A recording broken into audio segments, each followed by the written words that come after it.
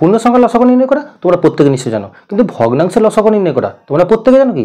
যদি জানো তাহলে ভিডিওটা একটা লাইক দিয়ে চলে যাও, আর যদি না জানো তাহলে ভিডিওটিকে প্রথম থেকে শেষ পর্যন্ত তোমরা দেখতে থাকো। দেখো এখানে অঙ্কটা কি দেওয়া আছে, 2 এর 3, 4 এর 9 ও 10 এর 27 লসাগু তোমাকে নির্ণয় করতে হবে। তোমরা কিভাবে করবে? প্রথমে লবগুলোর লসাগু করবে, অর্থাৎ 2, 4 এবং 10 এর তোমরা কি করবে না লসাগু নির্ণয় করবে।